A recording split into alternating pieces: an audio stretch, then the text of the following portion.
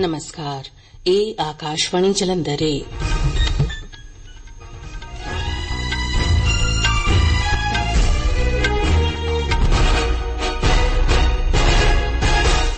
ਖਬਰਾਂ ਦੇ ਨਾਲ ਮੈਂ ਸਰਬਜੀਤ ਕੌਰ। ਪਹਿਲਾਂ ਇਸ ਬੁਲੇਟਿਨ ਦੀਆਂ ਖਾਸ ਖਬਰਾਂ। ਕੇਰਲ ਵਿੱਚ ਵਾਇਨਾਡ ਵਿੱਚ ਕੱਲ੍ਹ ਹੋਏ ਜ਼ਮੀਨ ਖਿਸਕਣ ਦੇ ਹਾਦਸੇ ਵਿੱਚ ਮਰਨ ਵਾਲਿਆਂ ਦੀ ਗਿਣਤੀ ਵੱਧ ਕੇ 135 ਹੋ ਗਈ ਹੈ। ਫੌਜ, ਸਮੁੰਦਰੀ ਫੌਜ, ਹਵਾਈ ਫੌਜ, ਐਨਡੀਆਰਐਫ ਅਤੇ ਹੋਰ ਏਜੰਸੀਆਂ ਵੱਲੋਂ ਇੱਕ ਸਾਂਝੀ ਬਚਾਅ ਤੇ ਰਾਹਤ ਮੁਹਿੰਮ ਸ਼ੁਰੂ ਕਰ ਦਿੱਤੀ ਗਈ ਹੈ। ਵੀਅਤਨਾਮ ਦੇ ਪ੍ਰਧਾਨ ਮੰਤਰੀ ਫਾਮ ਮਿਨ ਚਿਨ ਭਾਰਤ ਦੇ 3 ਦਿਨਾਂ ਸਰਕਾਰੀ ਦੌਰੇ ਲਈ ਨਵੀਂ ਦਿੱਲੀ ਪਹੁੰਚ ਗਏ ਨੇ। ਇਜ਼ਰਾਈਲ ਦਾ ਕਹਿਣਾ ਹੈ ਕਿ ਇਸਨੇ ਲੈਬਨਾਨ ਦੀ ਰਾਜਧਾਨੀ ਬੇਰੂਤ ਦੇ ਦੱਖਣੀ ਉਪਨਗਰ ਤੇ ਕੱਲ੍ਹ ਹਮਲਾ ਕਰਕੇ ਹਿਜ਼ਬੁੱਲਾ ਦੇ ਇੱਕ ਚੋਟੀ ਦੇ ਕਮਾਂਡਰ ਨੂੰ ਮਾਰ ਦਿੱਤਾ ਹੈ।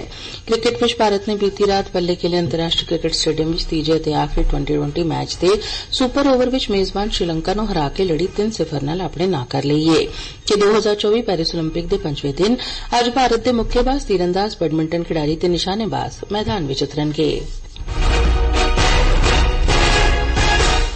ਹੁਣ ਖਬਰਾਂ ਵਿਸਥਾਰ ਨਾਲ।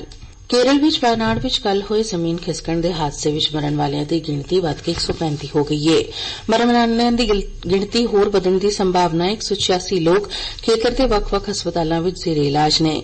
200 ਦੇ ਕਰੀਬ ਲੋਕ ਲਾਪਤਾ ਨੇ। ਹਾਲਾਂਕਿ ਅਜੇ ਤੱਕ ਲਾਪਤਾ ਲੋਕਾਂ ਦੀ ਸਹੀ ਗਿਣਤੀ ਦਾ ਪਤਾ ਨਹੀਂ ਲੱਗ ਸਕਿਆ ਹੈ। ਫੌਜ, ਸਮੁੰਦਰੀ ਫੌਜ, ਹਵਾਈ ਫੌਜ, ਐਨਡੀਆਰਐਫ ਅਤੇ ਹੋਰ ਏਜੰਸੀਆਂ ਵੱਲੋਂ ਇੱਕ ਸਾਂਝੀ ਬਚਾਅ ਤੇ ਰਾਹਤ ਮੁਹਿੰਮ ਸ਼ੁਰੂ ਕਰ ਦਿੱਤੀ ਗਈ ਹੈ। ਵਾਇਨਾਡ ਵਿੱਚ 45 ਰਾਹਤ ਕੈਂਪ ਖੋਲ੍ਹੇ ਗਏ ਨੇ, ਜਿੱਥੇ 3069 ਲੋਕਾਂ ਨੂੰ ਠਹਿਰਾਇਆ ਗਿਆ। ਘੱਟ ਗਿਣਤੀ ਮਾਮਲਿਆਂ ਬਾਰੇ ਰਾਜ ਮੰਤਰੀ ਜਾਰਜ ਕੁਰੀਅਨ ਬੀਤੀ ਰਾਤ ਵਾਇਨਾਡ ਪਹੁੰਚੇ ਤੇ ਰਾਹਤ ਕਾਰਜਾਂ ਦਾ ਜਾਇਜ਼ਾ ਲਿਆ। ਉਨ੍ਹਾਂ ਨੇ ਐਨਡੀਆਰਐਫ ਅਤੇ ਫੌਜ ਦੇ ਸੀਨੀਅਰ ਅਧਿਕਾਰੀਆਂ ਨਾਲ ਗੱਲਬਾਤ ਵੀ ਕੀਤੀ।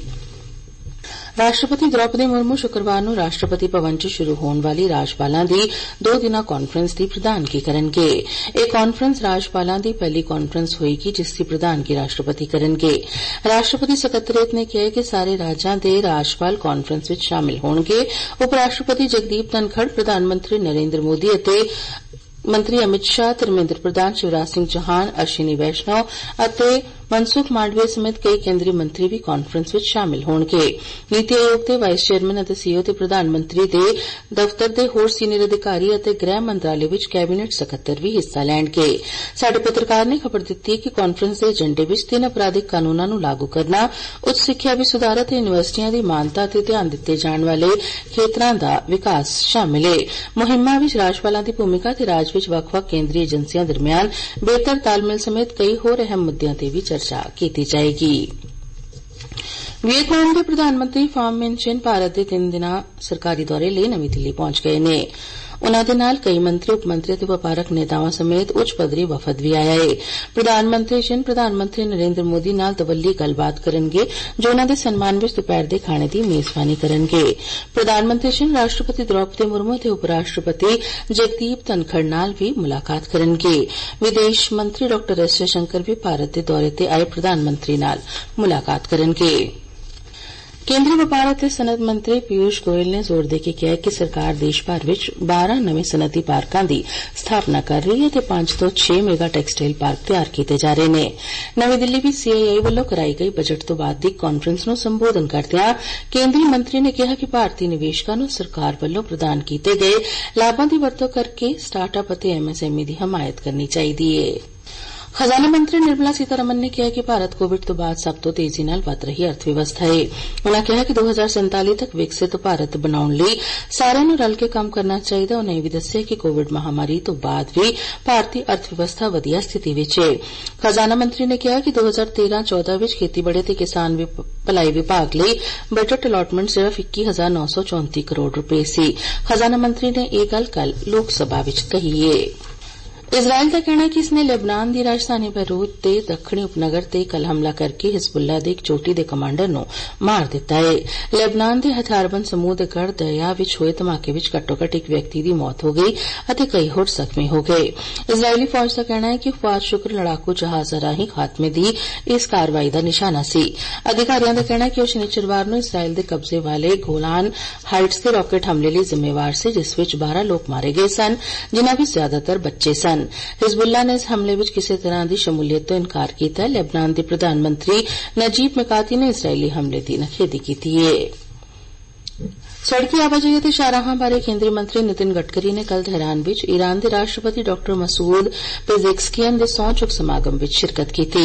श्री गडकरी ने अहुदा संभालण ते प्रधानमंत्री नरेंद्र मोदी दीआं शुभकामनावां राष्ट्रपति पेजेशकियान नूं दित्तियां। विदेश मंत्रालय वल्लों जारी बयान विच कहा गया है कि दोवां धिरां ने चाबहार बंदरगाह दे विकास लई सहयोग समेत दवल्ले संबंधां दी स्थिति दा मुलंकन भी कीता।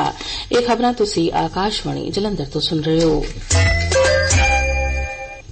केंद्रीय सिक्ख्या मंत्री धर्मेंद्र प्रधान ने दूजी राष्ट्रीय अप्रेंटिसशिप ਅਤੇ ਸਿਖਲਾਈ योजना ਦੇ पोर्टल ਦੀ शुरुआत ਕੀਤੀ ਅਤੇ ਨਵੀਂ ਦਿੱਲੀ ਵਿੱਚ ਡੀਬੀਟੀ ਮੋਡ ਰਾਹੀਂ ਅਪ੍ਰੈਂਟਿਸਾਂ ਜਾਂ ਸਿੱਖਾਂ ਅੰਦਰੂਆਂ ਨੂੰ 100 ਕਰੋੜ ਰੁਪਏ ਦੇ ਵਜ਼ੀਫੇ ਵੰਡੇ। ਇਹ ਅਪ੍ਰੈਂਟਿਸ ਵੱਖ-ਵੱਖ ਖੇਤਰਾਂ ਜਿਵੇਂ ਸੂਚਨਾ ਤਕਨਾਲੋਜੀ, ਨਿਰਮਾਣ ਤੇ ਆਟੋਮੋਬਾਈਲ ਆਦਿ ਵਿੱਚ ਸਿਖਲਾਈ ਲੈ ਰਹੇ ਨੇ। ਇਹ ਪਹਿਲਕਦਮੀ ਨੌਜਵਾਨਾਂ ਦੇ ਹੁਨਰ ਅਤੇ ਰੋਜ਼ਗਾਰ ਯੋਗਤਾ ਤੇ ਸਰਕਾਰ ਵੱਲੋਂ ਦਿੱਤੇ ਜਾ ਰਹੇ ਧਿਆਨ ਮੁਤਾਬਿਕ ਹੈ।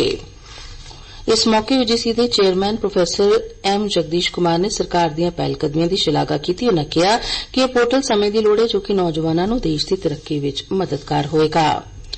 सालाना अमरनाथ यात्रा निर्विघन जारी है। 1654 श्रद्धालुओं का खोज जत्था जम्मू के भगवती नगर यात्री निवास बेस कैंप तो कश्मीर वादी लई अमरनाथ गुफा तीरथ की यात्रा लई रवाना होया। श्रद्धालु अज सवेरे 51 वाहनों के काफिले विच बेस कैंप तो रवाना होए।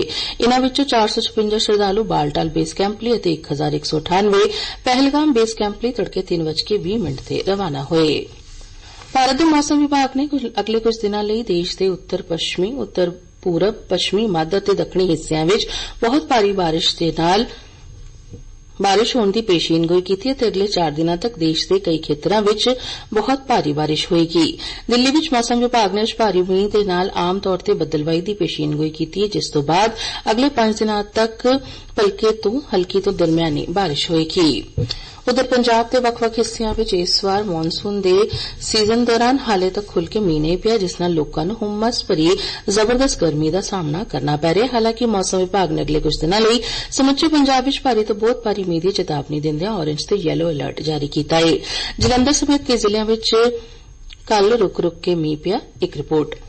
जुलाई का महीना खत्म होने के कंढे ते पर सूबे के लोग मॉनसून के सीजन में हाले भी खुल के पैण वाले मींह का इंतजार ही कर रहे हैं। कुछ जिलों नूं छड्ड के ज्यादातर जिले में यह मींह औसत तो काफी घट पिया है। मौसम विभाग के अंकड़िਆਂ मुताबक सूबे में औसत मींह के मुकाबले हाले तक कोई 44% घट मींह दर्ज किया गया है। खास तौर पर सूबे का मालवा खिता मींह नालों सब तो वध सखना रहा है। बठिंडा जिले में तो हाले तक सिर्फ 37 मिलीमीटर ही मींह पिया है, जिहड़ा इस जिले में औसतन मींह तो कोई 74% घट है। फतेहगढ़ साहब जिले में 75, मोहाली में 71, फिरोजपुर में 70, मोगा में 63 और फरीदकोट जिले में औसत मींह के मुकाबले 57% घट मींह दर्ज किया गया है। इधर सूबे में मींह न पैण का असर ਵੱਖ-ਵੱਖ डैमां में पानी के पद्धर से भी वेख्या जा रहा है। सब तो वड्डे भाखड़ा डैम में इस वेले पानी का पद्धर पिछले बरे के इसे समय मुकाबले कोई 54% घट चल रहा है। इसी तरह नाल रंजीत सागर डैम में पानी का पद्धर पिछले साल के अजकल के दिनों के मुकाबले 105 फुट और पौन डैम में पानी का यह पद्धर 59 फुट तक घट दर्ज किया गया है।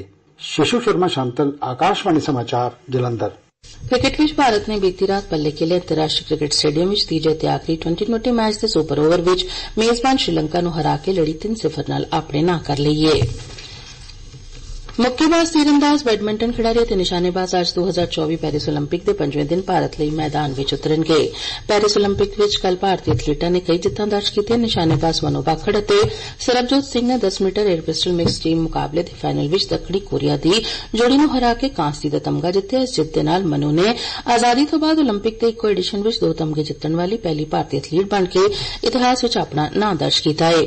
मर्दां दे बैडमिंटन के डबल्स विच चिराग शेट्टी और सात्विक साईराज रणकीरेड्डी की भारतीय जोड़ी ने इंडोनेशिया की जोड़ी नूं हरा के क्वार्टर फाइनल विच थां बनाई। मर्दां दी हॉकी के मुकाबले विच टीम इंडिया ने अपने तीजे पूल बी मैच विच आयरलैंड नूं 2-0 नाल हरा के अपनी जित का सिलसिला जारी रखिया। भारतीय कप्तान हरमनप्रीत सिंह के पहले हाफ विच कीते 2 गोलां ने भारतीय टीम नूं जेतू रहण विच मदद कीती।